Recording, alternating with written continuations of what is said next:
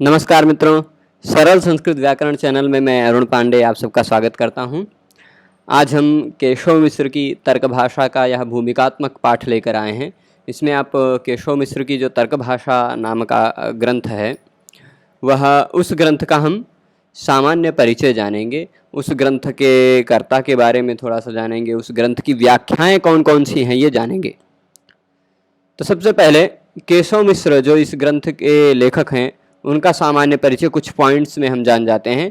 केशव मिश्र ने अपने समय तथा स्थान के विषय में कुछ भी नहीं लिखा है। उनका यह ग्रंथ मिलता है जो तर्क भाषा, इस तर्क भाषा ग्रंथ में उन्होंने बालोपि यो न्यायनये प्रवेशम अल्पेन वांछत्यलसः कृतेन, इसी मंगलाचरण से प्रारंभ किया कि जो बालक भी अल्प प्रयास से न्यायशास्त्र में प्रवेश करना चाहता है, उसके लिए यह तर्क भाषा प्रकाश्यते तस्य कृते मयैषा, ऐसी तर्क भाषा मेरे द्वारा प्रकाशित की जा रही है। तो तर्क भाषा इन्होंने शुरुआत में ऐसे कह दिया, पूरा ग्रंथ तर्क भाषा के बारे में बताया, पर अपने बारे में कहीं कुछ नहीं लिखा है। सुंदरलाल गोस्वामी नाम के एक विचारक हुए हैं, एक इतिहासविद हुए हैं। उनके अनुसार केशव मिश्र मिथिला के सरिसव नाम के गांव के निवासी थे। मिथिला में कोई सरिसव नाम का गांव है, उस गांव में केशव मिश्र रहा करते थे, ऐसा सुंदरलाल गोस्वामी कहते हैं। ये कुछ इस पॉइंट से आप 2-3 प्रश्न बना सकते हैं। सरिसव गांव के निवासी थे, ऐसा किसका मत है? तो सुंदरलाल गोस्वामी। या कहाँ के केशव मिश्र निवासी थे? तो सरिसव गांव के। ये सब ध्यान रखिए। और ये अभिनव वाचस्पति के प्रपौत्र थे। ये भी किसका मत है? सुंदरलाल गोस्वामी का मत है कि अभिनव वाचस्पति नाम के एक विद्वान थे, उनके प्रपौत्र। प्रपौत्र का मतलब क्या होता है? पुत्र के पुत्र का पुत्र, प्रपौत्र। पुत्र का पुत्र होता है पौत्र, और उसका भी पुत्र होता है प्रपौत्र। और अब जैसे मैंने एक बात बताई कि केशव मिश्र ने अपने बारे में कुछ कहा नहीं है, तो जब अपने बारे में कुछ नहीं कहा है तो अपने समय के बारे में भी कुछ नहीं कहा होगा कि मैं किस समय यह ग्रंथ लिखा हूँ, ये कुछ भी नहीं कहा। तो इसलिए अब वो किस समय इस धरती पर थे, यह भी केवल अनुमान किया जा सकता है।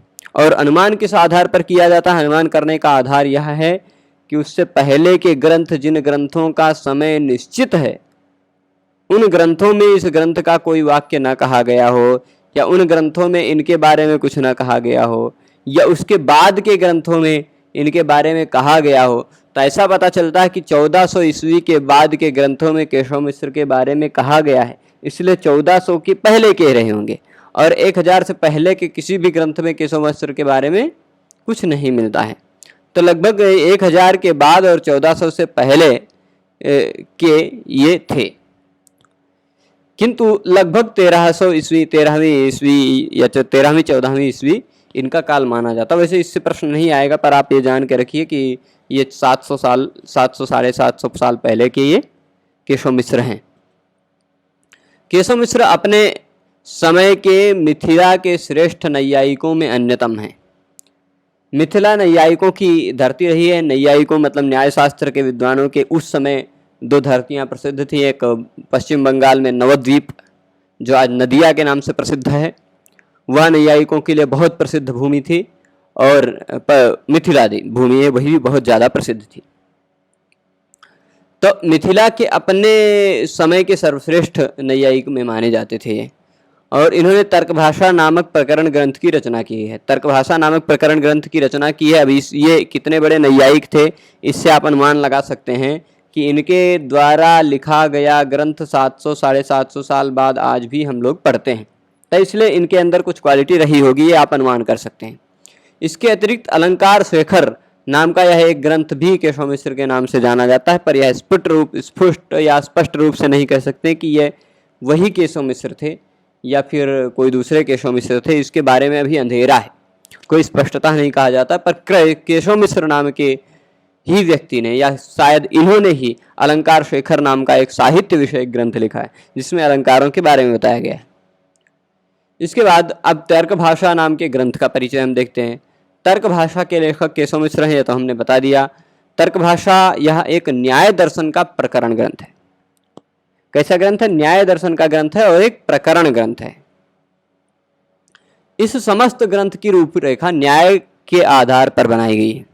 अब जैसे तर्क भाषा और तर्क संग्रह में यही अंतर है कि तर्क संग्रह जो ग्रंथ आप पढ़ते हैं वह तर्क संग्रह ग्रंथ दोनों का है, न्याय और वैशेषिक दोनों के अनुसार है, क्योंकि उसके अंतिम वाक्य में आप पढ़ेंगे अंतिम श्लोक काणादन्याय मतयोर बाल व्युत्पत्ति सिद्धये अन्नम भट्टेन विदुषा रचितस् तर्क संग्रह।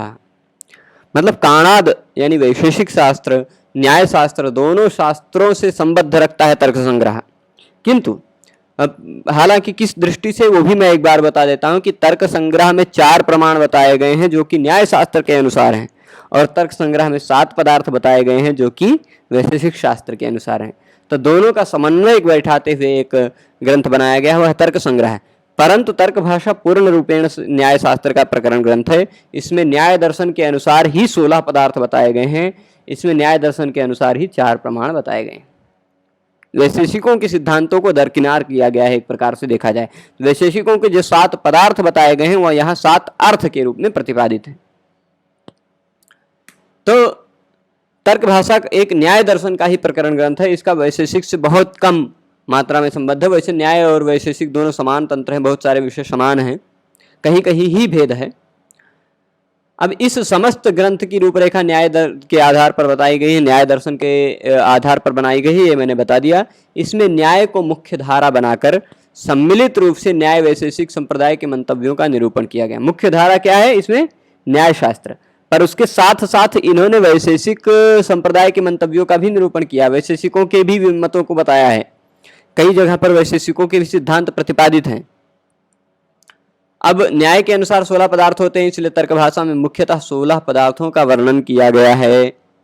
साथ ही वैशेषिक के 7 पदार्थ भी बताए गए हैं, 9 द्रव्य भी बताए गए हैं, 24 गुण भी बताए गए हैं, किंतु ये 7 पदार्थ का नाम वहाँ 7 अर्थ ऐसा बता दिया गया है। तो ये सब भी बताए गए हैं, इन सब का भी विस्तार से विवेचन किया गया है। इसलिए पर मुख्य धारा में न्याय होने के कारण न्याय शास्त्र का जो प्रथम सूत्र है न्याय सूत्र, प्रमाण प्रमेय संशय प्रयोजन दृष्टांत सिद्धांत से शुरू करके जो सूत्र है 16 पदार्थों के तत्वज्ञानान् निश्चयसाधिगमः, तत्वज्ञानान् निश्चयसाधिगमः जो सूत्र कहता है, उसी सूत्र से इन्होंने भी आरंभ किया है कि इन्हीं 16 पदार्थों के तत्वज्ञान से निश्रेयस यानी मोक्ष की प्राप्ति होती है। फिर प्रमाण का आरंभ करते हैं। प्रमाण क्या है? प्रमाण बताते हैं। तो मतलब ये क्या है, न्याय शास्त्र के आधार पर 16 पदार्थों के आधार पर यह वर्णन आरंभ करते हैं, इसलिए न्याय को मुख्य धारा में रखा है। इसके अतिरिक्त वैशेषिक के विशिष्ट मंतव्यों जैसे द्वित्वोत्पत्ति प्रक्रिया, द्वित्व कैसे उत्पन्न होता है, पाकजोत्पत्ति, विभाग, इनका भी तर्क भाषा में उल्लेख है। ये श्लोक जो है, ये जो पूरा मत है, एक श्लोक है, द्वित्वे च पाकजोत्पत्तौ विभागे च विभागजे यस्य न स्खलिता बुद्धि तं वै वैशेषिकम विदुः। द्वित्व की उत्पत्ति में मतलब एक परमाणु से द्विणुक कैसे बनता है, द्विणुक से त्रिणुक चतुर्णुक इत्यादि कैसे बनते हैं, ये सब उत्पत्ति की प्रक्रिया है। पाकजोत्पत्ति, पाक कैसे होता है और पाक से कैसे इस पूरे संसार की उत्पत्ति होती है, विभाग से क्या उत्पन्न होता है, विभाग क्या है, इन सब विषयों में जिसकी बुद्धि स्खलित नहीं होती है उसे वैशेषिक कहा जाता है। और ये सभी सिद्धांत, इसका तात्पर्य हुआ कि ये सभी सिद्धांत वैशेषिक के सिद्धांत है और इन वैशेषिक के सिद्धांतों का भी इस ग्रंथ में वर्णन किया गया है। हालांकि सभी विषय अपने पढ़ने में नहीं है, अपने पढ़ने में तर्क भाषा के कुछ गिने चुने विषय हैं, और एक दृष्टि से देखा जाए तो उन गिने चुने विषयों में ही समग्र तर्क भाषा ग्रंथ को समाविष्ट भी किया जा सकता है। जैसे पदार्थ के अतिरिक्त तर्क भाषा में कुछ प्रतिपादित ही नहीं है, तो पदार्थ ही विषय में समग्र तर्क भाषा अध्ययन किया जा सकता है। अब यह ग्रंथ कैसा है? तुलनात्मक और आलोचनात्मक दोनों दृष्टि से यह ग्रंथ महत्वपूर्ण है। यह ग्रंथ न्याय वैशेषिक में तुलना भी प्रतिपादन करता है और कुछ आलोचना भी करता है। इसे उच्च कोटि का शोध ग्रंथ भी कहा जा सकता है, रिसर्च ग्रंथ इसे कहा जा सकता है। केशव मिश्र की तर्कभाषा न्याय वैशेषिक संप्रदाय का एक अद्वितीय ग्रंथ है। यह जो तर्कभाषा नाम का ग्रंथ है, यह न्याय दर्शन का भी एक बहुत महत्वपूर्ण, बहुत अद्वितीय, बहुत सरल ग्रंथ है। वैशेषिक का भी उसी दृष्टि से यह महत्वपूर्ण और सरल ग्रंथ है। यह न्याय वैशेषिक का प्रवेश द्वार है। अगर आप इसे पढ़ लेते हैं, ठीक से समझ जाते हैं, तो आप न्याय शास्त्र वैशेषिक शास्त्र में प्रवेश करने के योग्य हो गए हैं, तथा भारतीय दर्शन का प्रदीप है। भारतीय दर्शन जो 6 दर्शन है, न्याय, वैशेषिक, सांख्य, योग, मीमांसा, वेदांत, इन सभी का प्रदीप, यानी प्रदीप मतलब दिया जलता है तो सभी प्रकाशित हो जाते हैं। वैसे ये दिया तर्क भाषा रूपी दिया जल जाता है तो अब सभी दर्शन के सिद्धांत प्रकाशित हो सकते हैं। अब इस ग्रंथ के, अगर कोई ग्रंथ महत्वपूर्ण है वो कैसे पता चलता है? आपको कोई ग्रंथ पसंद आएगा तभी तो पता चलेगा कि ये महत्वपूर्ण है। तो इससे पहले के बहुत सारे विद्वानों ने तर्क भाषा नाम के ग्रंथ को पसंद किया और उसके ऊपर उसको और भी सरल करने के लिए विभिन्न टिप्पणियां लिखी हैं, विभिन्न व्याख्या ग्रंथ लिखे हैं, जिनकी सूची मैं आपको प्रदत्त करूंगा, जिससे कुछ प्रश्न उससे भी आ सकते हैं। तो पूरी सूची आपको दिखाऊंगा। पर सबसे पुरानी टीका चिन्ह भट्ट जो 14वीं शताब्दी की तर्क भाषा प्रकाशिका है, 14वीं शताब्दी में लिखी गई, यानी कि 1300 कुछ में वह ग्रंथ लिखा गया। 14वीं शताब्दी यानी 1301 से 1400 तक के बीच को 14वीं शताब्दी कहा जाता है। उसी शताब्दी में तर्क भाषा की प्राचीनतम टीका चिन्ह भट्ट ने लिखी है, यानी उस समय तक तर्क भाषा ग्रंथ प्रकाशित था, यानी केशव मिश्र उसके पहले के हैं, ऐसा अनुमान किया जा सकता है। तो ये चिन्ह भट्ट की प्राचीनतम व्याख्या है तर्क भाषा प्रकाशिका। इसका नाम भी याद रखिएगा, तर्क भाषा प्रकाशिका, और टीकाकार का नाम भी चिन्ह भट्ट। अब तर्क भाषा की कुछ जो प्राचीन टीकाएं हैं, कुछ जितनी उपलब्ध व्याख्याएं हैं, उनमें से कुछ प्रमुख व्याख्याओं और उनके कर्ताओं का यह नाम के लिस्ट है। इस लिस्ट को आप देख सकते हैं कि इसमें सबसे पहले मैं ऐसे कहता हूँ, ऐसे इसको बड़ा कर देता हूँ। सबसे पहले आप देखेंगे कि पहली व्याख्या है तत्व प्रबोधिनी। कौन सी व्याख्या है? तत्व प्रबोधिनी। दूसरी है तर्क कौमुदी। तत्व प्रबोधिनी जो व्याख्या है उसके लेखक हैं श्री गणेश दीक्षित। नामों को याद रखना है आपको कि तत्व प्रबोधिनी, ये इस चार्ट से आप कई प्रश्न बना सकते हैं। तत्व प्रबोधिनी व्याख्या किस ग्रंथ की है? तो तर्क भाषा की है। या तत्व प्रबोधिनी व्याख्या के लेखक कौन हैं? तो आप जानेंगे गणेश दीक्षित हैं। उज्ज्वला के लेखक कौन हैं? तो गोपीनाथ हैं। उज्ज्वला व्याख्या किस ग्रंथ पे है? तो तर्क भाषा पे। ऐसे इसी सभी प्रकार की व्याख्याओं से आप 2-2 प्रश्न बना सकते हैं। या तर्क भाषा पर गोपीनाथ के द्वारा लिखित व्याख्या का नाम क्या है? तो उज्ज्वला है। तर्क भाषा पर गणेश दीक्षित के द्वारा लिखित व्याख्या का नाम क्या है? तो तत्व प्रबोधिनी है। तत्व भाषा पर दिनकर भट्ट के द्वारा लिखित व्याख्या का नाम क्या है? तो तर्क कौमुदी है। ऐसे इन व्याख्याओं का, अब मुख्य रूप से तर्क भाषा प्रकाशिका जो है ना, ये 4 लोगों के द्वारा लिखित मिलती है। और भी तर्क भाषा प्रकाश, यह ग्रंथ प्रकाश और प्रकाशिका, ये ग्रंथ कई मिलते हैं। और भी हैं तर्क भाषा प्रकाश या प्रकाशिका, एक व्याकरण में भी लिखा है। अब तर्क भाषा प्रकाश आप देखेंगे तो गोवर्धन मिश्र की है। गोवर्धन मिश्र कौन है? ये न्याय तर्क संग्रह पर भी इन्होंने व्याख्या लिखी है। न्याय बोधिनी नाम की टीका लिखी है तर्क संग्रह पर, और इस पर तर्क भाषा प्रकाश लिखी है। फिर अखंडानंद सरस्वती, ये अच्छे विद्वान हुए हैं, आधुनिक विद्वान हैं, इन्होंने भी उसी नाम की व्याख्या लिखी है तर्क भाषा प्रकाश। फिर तर्क भाषा प्रकाशिका की तो एक लिस्ट ही है। चिन्ह भट्ट ने भी लिखी है, सबसे प्राचीनतम व्याख्या यह है। गौरीकांत ने भी तर्क भाषा प्रकाशिका लिखी है। बलभद्र ने भी तर्क भाषा प्रकाशिका लिखी है। और वागीश भट्ट ने भी तर्क भाषा प्रकाशिका लिखी है। और तर्क भाषा सार मंजरी एक व्याख्या है जो माधव देव ने लिखा है। और न्याय प्रदीप नाम की एक व्याख्या है जो कि विश्वकर्मा ने लिखी है। इसके बाद और 2 की व्याख्या ग्रंथ आप देखेंगे कि न्याय संग्रह, अंतिम 2 ग्रंथ हैं, न्याय संग्रह और परिभाषा दर्पण। न्याय संग्रह और फिर परिभाषा दर्पण। न्याय संग्रह आप देखेंगे तो किनकी है? रामलिंग नाम के आचार्य की है। और परिभाषा दर्पण जो तर्क भाषा की व्याख्या है उसके लेखक हैं भास्कर भट्ट।